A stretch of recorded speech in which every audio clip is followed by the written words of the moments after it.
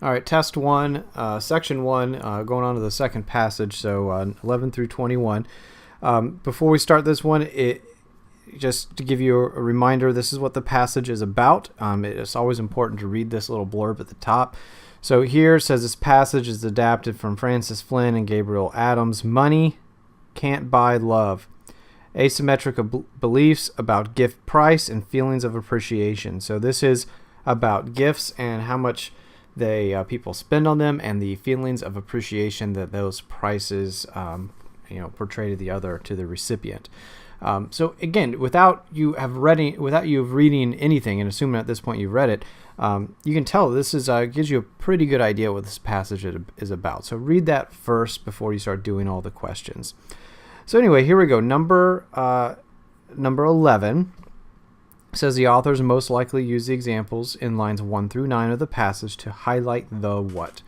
So on this question, again, make sure you understand what it is you're looking for. We're trying to highlight something. What are we trying to highlight in these first 9 lines? So I'm going to read these first 9 lines and see what they're trying to highlight. So it says, every day we have millions of shoppers hit the stores in full force, both online and on foot, searching frantically for the perfect gift. Last year, Americans spent over $30 billion at retail stores in the month of December alone. Aside from purchasing holiday gifts, most people regularly buy presents for other occasions throughout the year, including weddings, birthdays, anniversaries, graduation, and baby showers. So again, when I see these first line 9s, it seems like they're trying to highlight how much money we spend, how much we shop all year long, because they said 30 billion in December, but they said December alone. And then they talk about we spend money all year long for all sorts of different reasons. So it's all about how much money we spend, how much we love to shop. So with that being said, I'm going to take those answers and see which one matches my answer choices for number 11. So does it highlight the regularity with which people shop for gifts? I would say so. I mean, we shop all year. So it says we shop. So I would potentially keep that as an answer. B says a recent increase. I don't like the word recent increase in the amount of money spent on gifts. Again, there's nothing about a recent increase. Just saying we shop a lot. So it's not going to be B. C, anxiety. I already, with that one word, no, that's not right. Anxiety, gift shopping causes, no. And D says the number of special occasions involving gift giving. It wasn't really about how often or what types of occasions we spend money on gifts for. It's more of the fact that we spend a lot of money all year round. So A is going to be your best answer here. That's going to be number 11. Number 12, it says in line 10, the word ambivalent most nearly means. So here they're going to give you the word ambivalent. That's in line 10, that's where that word is. That's, again, not necessarily where the answer is. So we're going to have to read maybe a few lines before, maybe a few lines after, but we have to get our context clues. And however many words or sentences and lines that takes is how many we'll use. So let's start reading and figuring out what ambivalent means. So again, we've already read that first paragraph, so I'm going to start right here on line 9 with this frequent. This frequent experience of gift giving can engender ambivalent feelings. And again, ambivalent feelings in gift givers. At this point, you may not know what ambivalent feelings represents. So we keep reading. Here it says, many relish the opportunity to buy presents because gift giving offers a powerful means to build stronger bonds with one's closest peers. At the same time, many dread the thought of buying gifts. They worry that the purchases will disappoint rather than delight the intended recipients. So we have two feelings. We have those that relish it and those that dread it. So your feelings are relishing or dreading. It goes both ways. So ambivalent means maybe a mixture of emotions or something like that. So I'm going to look for an answer that matches a mixture of emotions.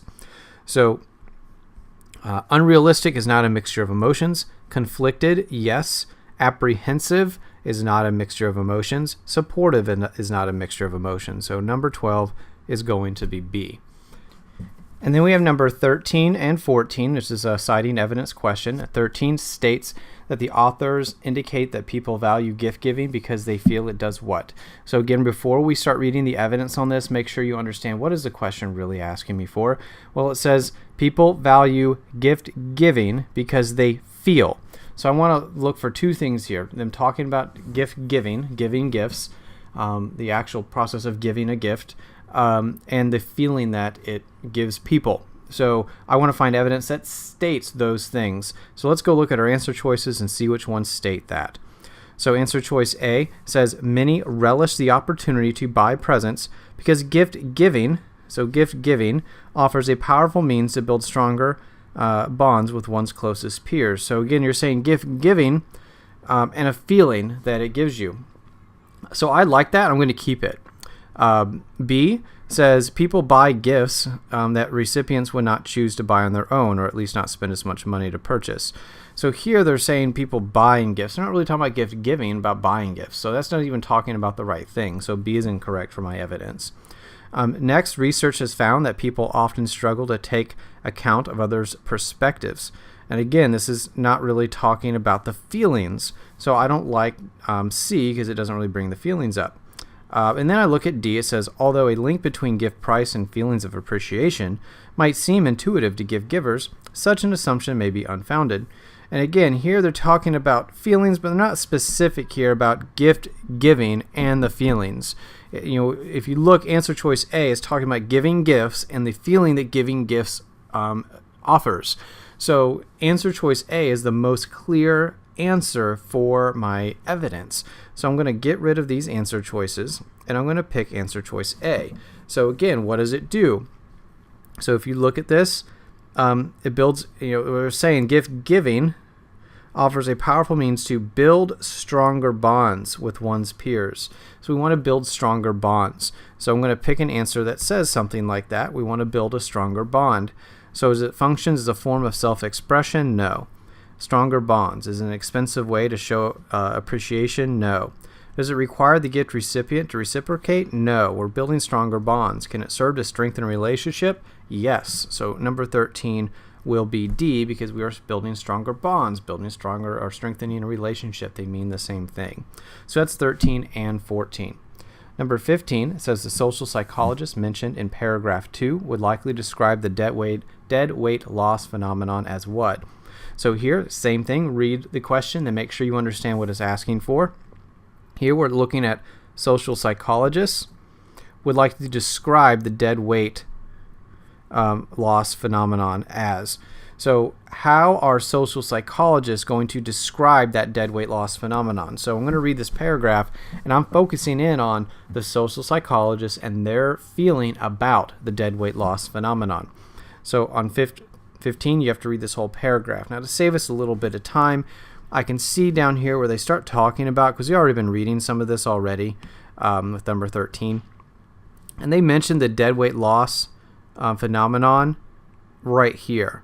Now what I want to do is see when do they talk about social psychologists and how they feel about it. So you'd be reading dead weight loss. You'd be reading this paragraph focusing in on those two things. When do they bring up dead weight loss phenomenon, and when do social psychologists come into the picture? What's their feelings about it? So as you keep reading here, I'm going to start right here on this line 28 with this. So this dead weight loss suggests that gift givers are not very good at predicting what gifts others will appreciate. That in itself is not surprising to social psychologists. Social psychologists don't find the dead weight loss phenomenon as a surprise. They think it's not surprising at all. So their feeling would be, I'm looking for an answer that would match not surprising, because that's how they feel. So I'm going to look at my answer choices. I'm going to say A, predictable. I like that. Questionable means not surprising. No. Predictable means not surprising. Disturbing, no. Or unprecedented doesn't mean unsurprised or not surprised. Predictable means not surprised. So I'm going to go ahead and pick A for number 15. Number 16 says the passage indicates that the assumption made by gift givers in lines 41 through 44 may be what? So again, this one is going to go with evidence. My evidence base is citing evidence question. So again, I want to read lines 41 through 44 and figure out what is the assumption. And then I need to find an answer choice that basically responds to that assumption. So it has to be talking about the same topic, but just responding to it. So lines 41 through 44, let's go there first. So it says, and I'll even start on line 39 to get the context. So in the present research, we propose a unique psychological explanation for this overspending problem, i.e. that gift givers equate how much they spend with how much recipients will appreciate the gift. In other words, the more expensive the gift, the stronger a gift recipient's feelings of appreciation. So the question is basically stating that the more expensive the gift, the more someone will appreciate it. So we have to find an answer choice that's going to be responding to that statement. So again, my lines of evidence here, I'm going to be looking on for number 16, starting at line 53, and we have to be responding to that statement. So 53 says, perhaps givers believe that bigger, more expensive gifts convey stronger signals of thoughtfulness and consideration. Now this one is talking about the topic, but it's not responding to it. It's just restating it. So I don't like that as an answer necessarily because it doesn't respond to it. So that's why I'm not going to pick answer choice A for my evidence. It just brings up the topic, but it's not responding to it. So I'm going to keep going. So let's keep next sentence here. According to Kammerer and others, gift giving represents a symbolic ritual whereby gift givers attempt to signal their positive attitudes toward the intended recipient and their willingness to invest resources in a future relationship. And again, this one's not talking necessarily about gift price. All right, so again, they're saying gift givers, positive attitudes, but they're not talking about gift price. So I'm still not liking any of these answer choices so far because they're not bringing up the price of gifts and the feelings of appreciation, and they're not responding to that statement. Okay, so next up, answer choice C. As for gift recipients, they may not construe smaller and larger gifts as representing smaller and larger signals of thoughtfulness and consideration. Now this one seems like a direct reply to that statement, whereas gift givers, they assume if I spend more money, they're going to appreciate my gift more. Here they're saying they may not construe, as a recipient, they may not construe smaller or larger gifts as representing smaller and larger signals of thoughtfulness or consideration, which means the gift giver and the gift recipient aren't on the same wavelength here. They don't think the same way. So that seems like a response, so I'll keep it. Next up, in theoretical terms, people fail to utilize information about their own preferences and experiences in order to produce more efficient outcomes in their exchange relations. And again, I really like C. It was responding to that original question. This answer choice is not doing that at all. So I'm going to pick C for my evidence. And again, remember, C is the one that says recipients don't care how much you spend as much. So if you look at that, the assumption made by gift givers is that if I spend more money, then you're going to like it more. Well, apparently that's not the way it is. They don't agree. So I'm going to say insincere is not it. Unreasonable is not it. Incorrect, yeah, that assumption is not right. The assumption that gift givers have is not the same as gift recipients feel. So I'm going to say incorrect. Substantiated means correct, which it's not. So C is going to be your answer for number 16. So that's 16 and 17. Number 18, it says, as it is used in line 54, convey most nearly means what? So let's go ahead and read around, get context clues. What does convey mean? So line 54, perhaps givers believe that bigger or more expensive gifts, and again, the word convey, stronger signals of thoughtfulness and consideration. So again, in this sentence, you read the sentence, and if you don't feel like you have the information or the context clues to answer it, then you keep reading. In this one, I think I have a pretty good idea, so that's why I'm going to stop here. But again, you read as much as you need to.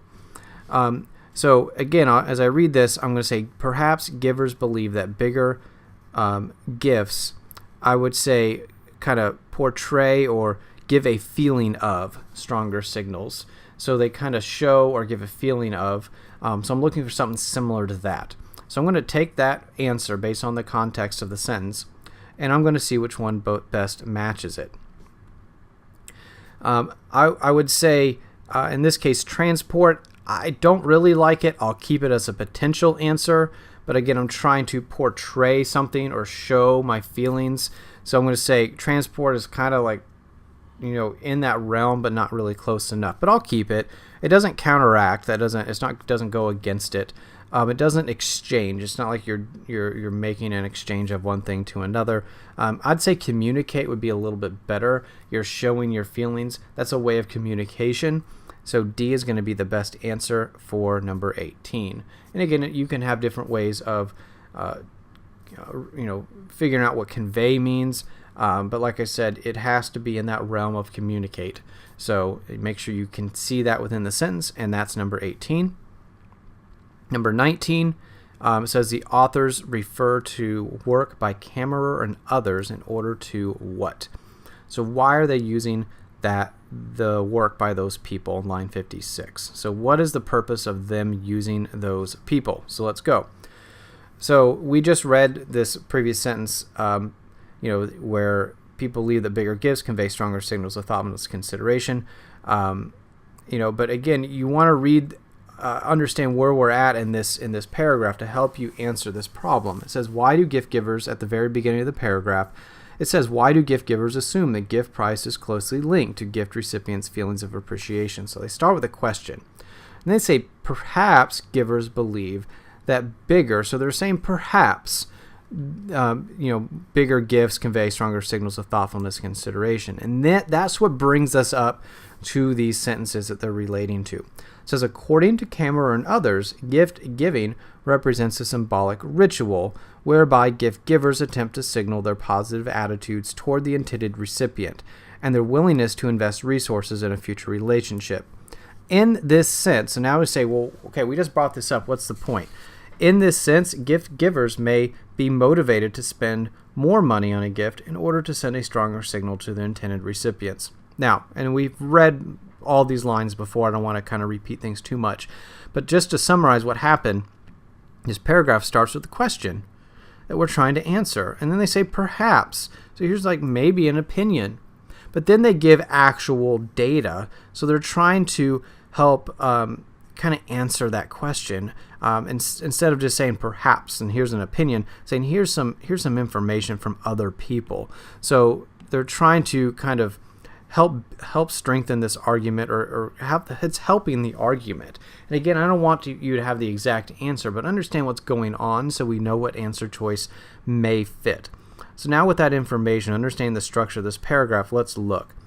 Is it mentioned to maybe offer an explanation? Well, you start with a question and an opinion, and then you give some data from some people. So I would kind of keep that. That looks decent. Does it introduce an argument? No, it was really already introduced before that work was referred to. So it's not going to be B. Does it question a motive? And again, I don't know what motive you'd be looking for here. So I would say no, it's not. There's nothing about a motive. Does it support a conclusion? Again, we were in that sentence before, they were given an opinion. That wasn't a conclusion. So that we have no conclusion to actually support. We have an hypothesis to support, but not really a conclusion. So our best answer is we're offering an explanation to maybe a possible opinion that we have. So 19 is going to be A. And then 20 and 21 both refer to the graph, but 20 says the graph following the passage offers evidence that gift givers base their predictions of how much a gift will be appreciated on what. So 20, you can just really look at the graph. That's all you need to do. So in this case, we want to make sure we know what we're looking for. So they offer evidence that gift givers base their prediction of how much a gift will be appreciated on what. So I'm looking at gift givers and appreciation, right? Those appreciation levels. So I'm going to look at the graph. Gift givers' appreciation levels. It looks like the more expensive the gift, the more it gets appreciated. So gift givers feel you need to buy expensive gifts, which actually kind of matches what the passage says too. So I'm going to find an answer that kind of matches what that says. So they feel a gift will be appreciated based on how much they spend. So not the appreciation level of the recipients. The monetary value, yes. So it's not A. Their own desires, no. Their relationship with the recipients, no. It is just basically based solely on how much money they spend. So 20 is going to be B. And then 21 says the authors will most likely attribute the differences in gift giver and recipient mean appreciation as represented in the graph to what? So here, it helps if you read the passage. It kind of gives you some context because they are talking about the authors and how they would feel. But really, this passage is talking about gift givers feel that you have to spend more money. Whereas as we already answered one of the questions that said that's not necessarily true because recipients don't feel that way. So if you're a gift giver, you feel one way. If you're a gift recipient, you feel another. And that's really all they talked about in the passage. So if you look at answer choice, say answer choice A, we have an inability to shift perspective. So here that perspective is from the perspective of a gift giver to a recipient. So you go from giving gifts to receiving gifts, and you have a completely different mindset. So you can't shift that perspective. So that actually kind of matches. B says an increasingly materialistic culture. I mean, that's you making assumptions, but it's not mentioned that. That's not mentioned in the passage at all. So we don't want to put that as an answer choice. C, a growing opposition to gift giving. There's nothing there about there being a growing opposition. So that wasn't stated at all in the passage either.